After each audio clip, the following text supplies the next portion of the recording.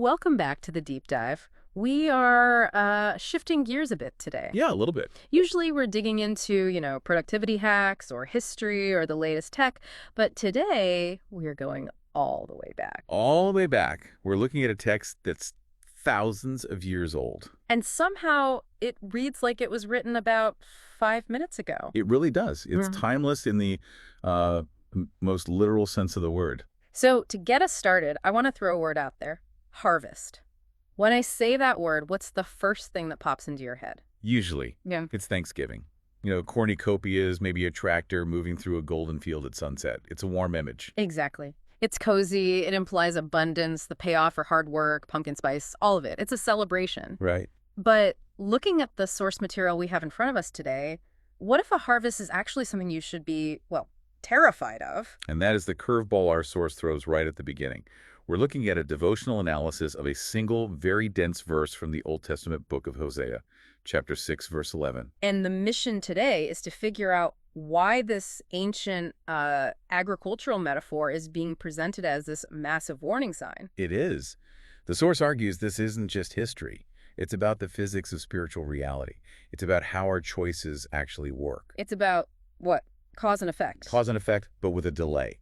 The source calls it fixed time and the inevitability of consequences. That's interesting. We live in a world where we think we can just do things, make choices, keep secrets, and the results are sort of negotiable. Or that they'll just fade away if we ignore them long enough. Yeah. But this text, it suggests there's an appointment on the calendar that we didn't write down, but we absolutely have to keep. Let's read the verse, just to set the stage. It says, "Also for you, O Judah, a harvest is appointed when I restore my people from captivity." It's so short, but there is so much tension in that one sentence. A ton. You have appointed harvest, which, as we'll find out, means judgment, and then restoration, right there in the same breath. It's a paradox.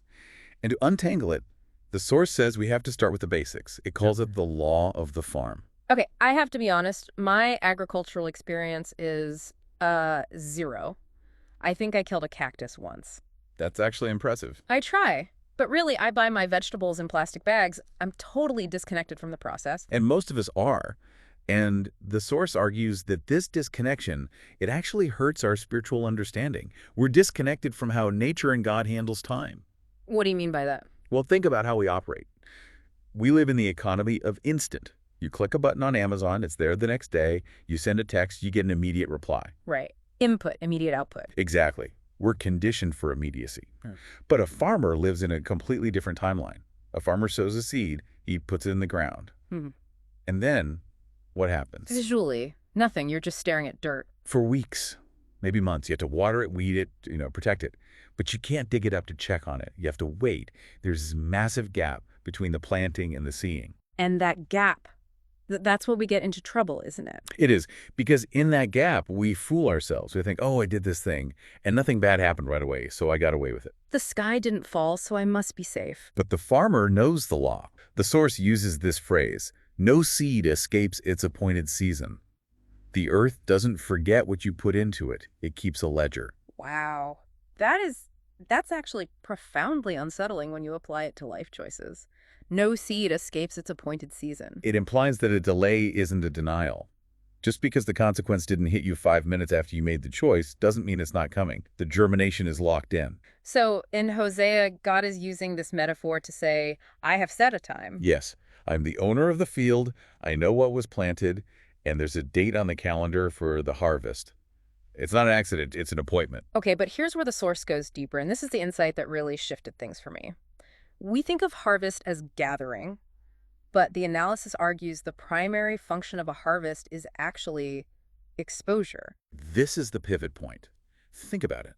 When a seed is underground, you can lie about what you planted. Oh, I see where you're going with this. You can stand at the edge of your field and tell everyone, oh yeah, premium wheat in there, or no, I definitely didn't plant any weeds. While it's under the surface, the reality is hidden. It's your secret. But the moment that sprout breaks the surface, The lie is over. You can't argue with the fruit. The harvest reveals what's been growing for what it truly is. so what was hidden under the soil becomes visible. That gave me chills reading it. I mean, if we treat our lives as the field, We all have things under the soil, right? Of course. Thoughts we don't say out loud, habits we indulge when no one's looking. The secret sins, as the devotional calls them. We think they're dormant because no one sees them right now, but the text is saying a harvest is appointed. There is a day coming where the true nature of what you've been cultivating will be made public. It definitely shifts the vibe from a harvest celebration to more of a sober reality check. A very sobering reality check.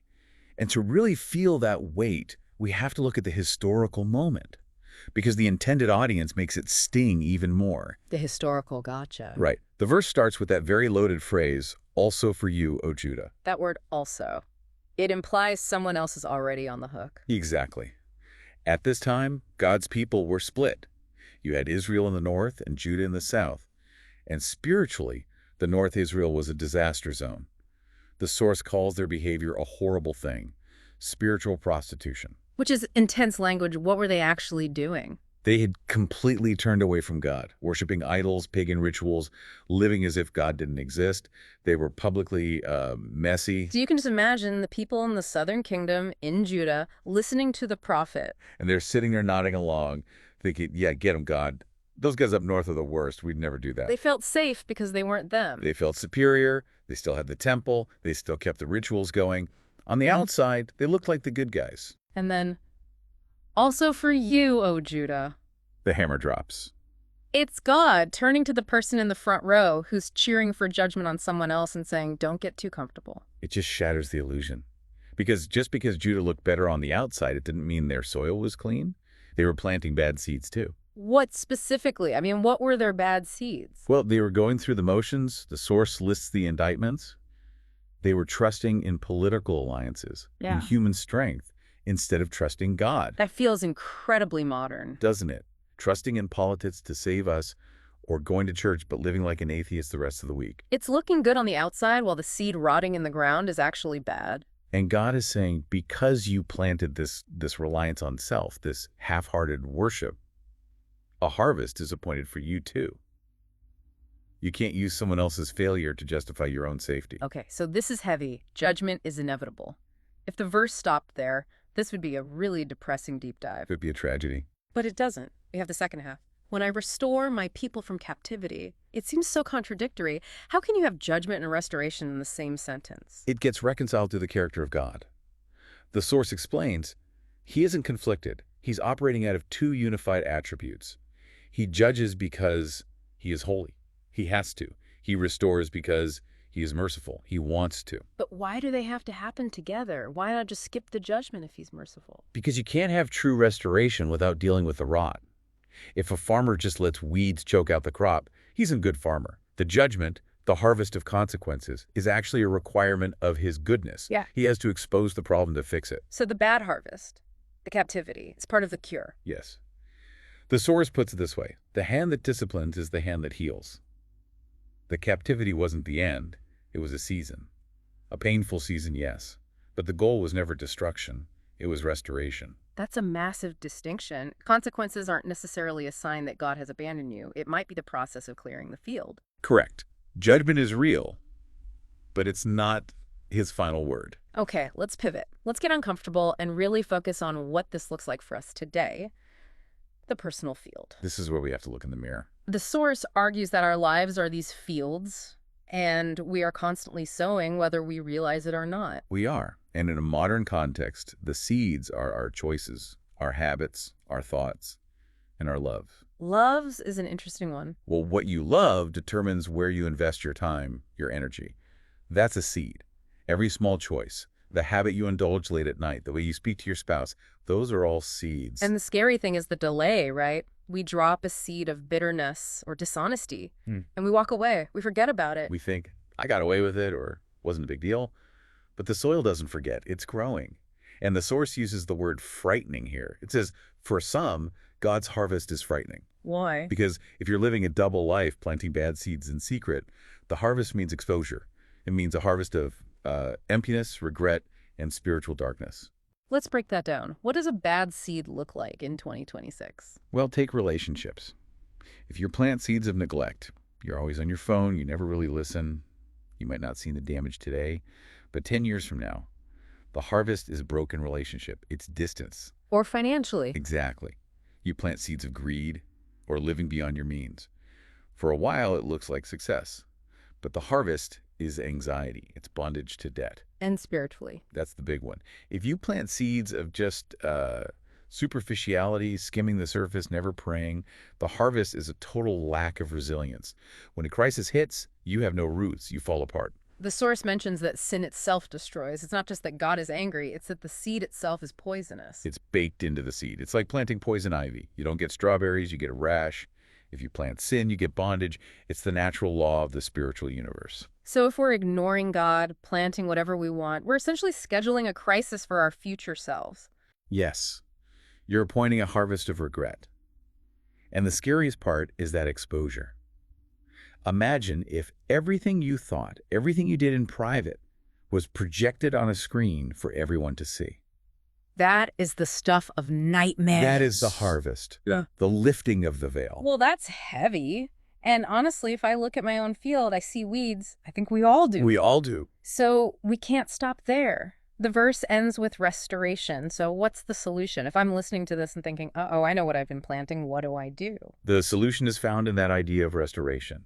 The source emphasizes that we have to turn back. You can't just keep planting bad seeds and pray for a good harvest. No, that's insanity. You have to acknowledge what's in the field. You have to stop the planting. But more than that, you have to trust in the mercy of the owner of the field. And this is where the source connects it all to Jesus, doesn't it? It does. And this is really the most beautiful part of the analysis. The source argues that this harvest of judgment we've been talking about, this exposure, this consequence we deserve, Christ bore it. Unpack that. How does Jesus fit into this metaphor? Think about the cross. The source describes it as the ultimate harvest.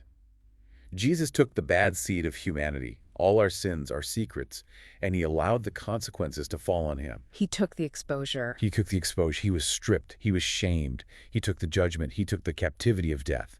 He absorbed the harvest of judgment so that we could receive harvest of grace. That's the exchange. That is the great exchange. It's not that the harvest didn't happen. It did. It just happened to him instead of us. So for the listener who is feeling that panic that I've messed up, the message isn't try harder to hide it. No. The message is bring it to him because he has already paid the price for that harvest. In him, the outcome changes. It transforms from a day of terror to a day of restoration. That takes the teeth out of the fear. But it doesn't mean we can just do whatever we want now, right? Definitely not. The source is clear. Sin still hurts us. It still breaks relationships.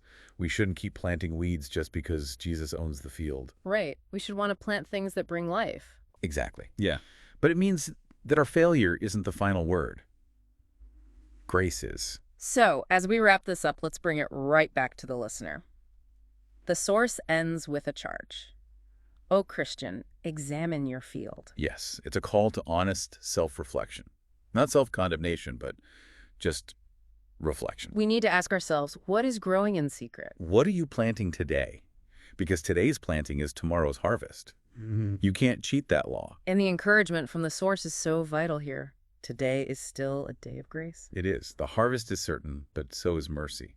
You can turn. You can change the seed. You can ask for that restoration right now. You don't have to wait for the crash. That's the most important takeaway for me. It's not fatalism. It's not, well, I messed up, I'm doomed.